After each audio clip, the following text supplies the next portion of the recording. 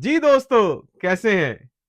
तो जनाब टी20 आई सीरीज खत्म हुई पाकिस्तान और न्यूजीलैंड के दरमियान और पाकिस्तान ने शिकस्त का सामना किया 4-1 से, जो कि नहायत ही बदतरीन और काफी दिल बर्दाश्ता शिकस्त थी। तो यार वीडियो में आगे जाने से पहले मैं आपको एक बात बताता चलूं कि यार मेरी जिंदगी का एक अलमिया रहा है कि आपके भाई ने जिसको सपोर्ट किया, चाहे वो कोई टीम हो या फिर कोई इंडिविजुअल, उन्होंने मेक श्योर किया कि इसको हमने लाजमी घोड़े पे चढ़ाना है। घोड़े पे चढ़ाने से मुराद शायद आप मेरी समझ रहे होंगे। तो यहां मैं स्पेसिफिकली बात करूंगा यंग प्लेयर्स की जिनको मैं सपोर्ट करता रहा पूरे टूर्नामेंट में, टूर्नामेंट से पहले भी। लेकिन इन यंग प्लेयर्स ने भी आपके भाई को घोड़े पे ही चढ़ाया। तो सीरीज हारने में भाई सिर्फ यंग प्लेयर्स का किरदार नहीं था। यार इसमें थोड़ा सा डीप एनालिसिस करें, स्पेशली वो लोग जो अभी तक यंग प्लेयर्स पे शदीद तनकीद कर रहे हैं और उनको एक बहाना भी मिल गया तनकीद करने का कि भाई ये हैं आपके यंग प्लेयर्स। तो मैं आपसे एक बात करता हूं कि टोटल हमने खेले 5 मैचेस, और उन 5 मैचेस में से 2 मैचेस में पाकिस्तान की यंग बैटिंग लाइनअप ने बैटिंग अच्छी की, स्पेशली जिसमें हमने 200 चेज किया 16 ओवर्स में।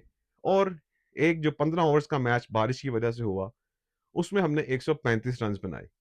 एक मैच तो हम जीत गए, लेकिन दूसरा जो 135 रन वाला मैच था, वो हम बॉलिंग की वजह से हारे, बैटिंग की वजह से नहीं हारे।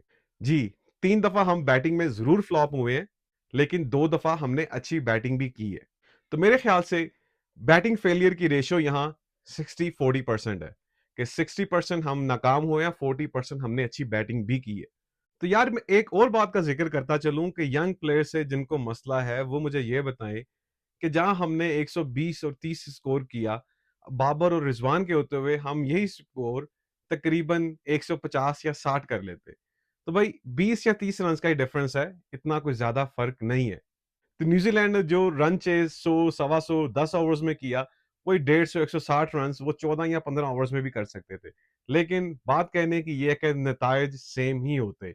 और बाबर और रिजवान और इस तरह की अप्रोच हम कई सालों से भुगत रहे हैं।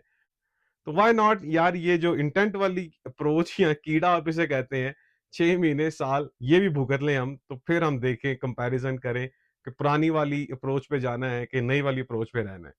लेकिन जहां हम 100% नाकाम हुए हैं वो है बॉलिंग, जिसपे कोई बात नहीं करता। और बॉलिंग में कौन? भाई साहब, आपके superstar premium fast bowler Shaheen Shah. किसी मैच में उन्होंने अच्छी बॉलिंग नहीं की, 4 मैचेस खेले हैं। उसके बाद आते हैं भाई हमारे so called leg spinner Shadab Khan. तो भाई शाहीन शाह के बारे में मेरा तो ये मानना था कि ये 4 ओवर्स का बॉलर है, लेकिन भाई साहब ने यहां भी मेक श्योर किया कि भाई आपको हम यहां भी घोड़े पे चढ़ाएंगे।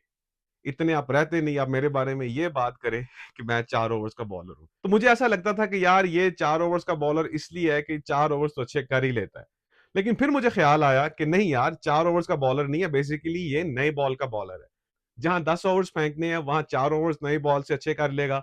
जहां 4 ओवर्स फेंकने हैं भाई, वहां ये 2 ओवर्स अच्छे कर लेंगे नए बॉल से। जहां 3 ओवर्स फेंकने हैं वहां 1 ओवर अच्छा कर लेंगे।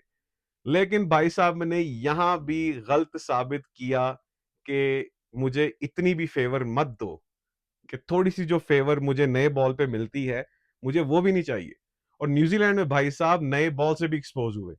और मैं तो यहां तक भी कह चुका हूं कि यार न्यूजीलैंड और ऑस्ट्रेलिया, जहां बाउंसी और फास्ट ट्रैक्स हैं, ये इनकी कंडीशंस हैं, यहाँ इनको एटलीस्ट T20 खिला देना चाहिए। लेकिन भाई साहब ने यहां भी मेक श्योर किया कि नहीं, आप यहां भी घोड़े पे बैठे। मैं ना तो नए बॉल का बॉलर हूं, ना ही मैं 4 ओवर्स का बॉलर हूं। मैं भाई बॉलर हूं ही नहीं। चाहे फास्ट कंडीशंस हो, चाहे स्लो कंडीशंस हो, जिस तरह की मर्जी पिच है, सड़क है या कीचड़ है, मैं बॉलिंग नहीं कर सकता। उसके बाद बात करते हैं शादाब खान की। कौन सी उन्होंने मार्स पे परफॉर्मेंस दे दी है, और जमीन पे आके हमारे लिए इजाबे इलाही बन चुके हैं, हमारी क्रिकेट के लिए। मुझे तो लगता है ये सकलैन मुश्ताक के दामाद नहीं है भाई, पीसीबी और पाकिस्तान क्रिकेट के दामाद हैं ये, जिनकी हमें दामाददारी करनी पड़ रही है। कमाल है यार। Shadab Khan so called leg spin की वजह से भाई हम एक प्रॉपर लेग स्पिनर मिस करते हैं, जिसको हमें बाहर बिठाना पड़ता है। इब्रार ने 4 मैचेस खेले, तो भाई सुफियान मुकीम बाहर बैठा रहा। सुफियान मुकीम अंदर आया तो भाई इब्रार को बाहर करना पड़ा, क्योंकि भाई दिमागदारी करनी है हमने शादाब खान की। पता नहीं इस पे क्या कहें। अलमिया हमारा ये है कि हम एक बीमारी का इलाज करते-करते दूसरी बीमारी को पसे मंज़र डाल देते हैं और तीसरी बीमारी को हम खुद अपने पास खींच के लाते हैं। ये तो बीमारी जो है मेटाफोरिकली मैंने यूज़ की है। बैटिंग वाली बीमारी हमने दुरुस्त करने की कोशिश की, ठीक है? लेकिन बॉलिंग वाली बीमारी हमारी वहीं की वहीं थी, शाहीन शाह साहब। लेकिन एक जो बीमारी हम बाहर से ज़बरदस्ती खींच के लाए, वो थी शादाब खान साहब।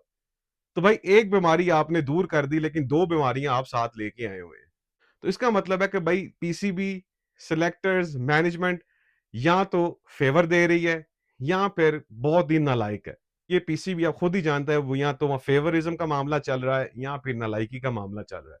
तो यार अभी भी मैं कहूँगा कि यंग प्लेयर्स को सपोर्ट करें, बेसब्रे ना हों, इनको लॉन्गर रन दें। अब मुझे एक बात बताएं, न्यूजीलैंड में टफ कंडीशंस में इनको बैटिंग तो करवा दी आपने, फ्लॉप भी करवा दिया, लेकिन क्या अब इनके साथ ज्यादती नहीं होगी कि अगली जो आसान सीरीज आई थिंक जो बांग्लादेश के साथ होम सीरीज है इनमें इनको निकाल के बाहर फेंक दिया जाए? नहीं भाई, खुदा का नाम है, पीसीबी से हाथ जोड़ के दरख्वास्त है कि ऐसा मत कीजिएगा। अगर निकाल के फेंकना है, अगर नहीं भाई, निकाल के फेंकें, शाहीन शाह को बाहर फेंकें, शादाब खान को बाहर फेंकें। और भाई वो सकलैन मुश्ताक का दामाद होगा, हमारा क्रिकेट का दामाद नहीं है वो। उसकी दमाददारी करनी है तो भाई आप बाहर बिठा के उसकी दमाददारी करें आप। हमें कोई खातिर तवाज़ा नहीं करनी, ना तो ये हमारे दामाद हैं, ना ये पाकिस्तान क्रिकेट के दामाद हैं। दामाद अंदर सकलैन मुश्ताक के दामाद हैं। भाई सकलैन मुश्ताक साहब से गुज़ारिश है कि इनको बाहर बिठाएँ, घर में बिठाएँ, सर पे बिठाएँ, जहाँ मर्ज़ी बिठाएँ, लेकिन बस ड्रेसिंग रूम में ना बिठाएँ। शादाब खान ने भाई बैटिंग तो अच्छी की, 20-30 रन्स मारे, क्विक रन्स मारे भाई, लेकिन आप मेनली बैट्समैन नहीं हैं, आप मेनली बॉलर हैं, लेग स्पिनर हैं। तो आप एक प्रॉपर लेग स्पिनर की जगह खा रहे हैं। अगर पीसीबी को दिमागदारी करने का इतना शौक है, तो भाई एज़ अ बैट्समैन ही खिला लो उसको और उसे कहो कि भाई तुमने बॉल को हाथ तक नहीं लगाना सिवाय फील्डिंग के। एक और बात, हारिस रऊफ के बारे में ये कहते रहे कि यार ये भी फास्ट और बाउंसी ट्रैक्स का बॉलर है लाइक ऑस्ट्रेलिया और न्यूजीलैंड, और वहां उसने प्रूव भी किया। लेकिन शाहीन शाह के बारे में भाई हम अब कुछ भी नहीं कह सकते कि वो जमीन के बॉलर हैं या आसमान के बॉलर हैं या किसी और सैयारे के बॉलर हैं। अलबत्ता ज़मीन के बॉलर तो बिल्कुल भी नहीं है ये। तो मेरी गुज़ारिश है दोबारा पीसीबी से शाहीन शाह को भी बाहर निकालें और शादाब खान को भी बाहर निकालें, ताकि अबरार और सुफियान मुकीम दोनों इकट्ठे खेल सकें। सुफियान मुकीम की आपने बॉलिंग देखी है? या बेचारे को एक मैच मिला और उसी में उसने परफ़ॉर्म किया और उस कंडीशन में परफ़ॉर्म किया कि भाई जब आपको फेंटा लग रहा था और आप मैच हार चुके थे। वहां आके उसने 2 ओवर्स डाले हैं, बैट्समैन को फँसाया है, 1 आउट भी किया है, 2 ओवर्स में 11 रन्स भी खाए हैं। और भाई इससे बेहतर स्पिनर कहाँ से मिल सकता है आपको भाई? मेरे ख्याल से सुफियान मुकीम अभी आपकी व्हाइट बॉल क्रिकेट का नंबर 1 बॉलर है, दूसरे नंबर पे अबरार है। लेकिन इसकी जगह जो खा रहे हैं हमारे दामाद साहब शादाब खान। और फास्ट बॉलिंग में यार मुझे समझ नहीं आती कि शाहीन शाह को हम क्यों नहीं बाहर निकाल के फेंक सकते? अगर बाबर को फेंक दिया, रिजवान को फेंक दिया, तो शाहीन शाह को क्यों नहीं फेंक सकते? यार आपके पास और भी यंग बॉलर्स पड़े हुए हैं जिसमें जमान खान है, वसीम जूनियर है, एक दो और हैं जिनके नाम मेरे जहन में नहीं है। और भाई सारी की सारी बीमारी को अपने से दूर करें, सिर्फ आधी बीमारी दूर करने से हल नहीं निकलने वाला। और खुदा का नाम है यार, लाइक और सब्सक्राइब भी कर दें चैनल को। अब तक के लिए इतना ही, मिलते हैं किसी अगली वीडियो में, तब तक के लिए अल्लाह हाफिज।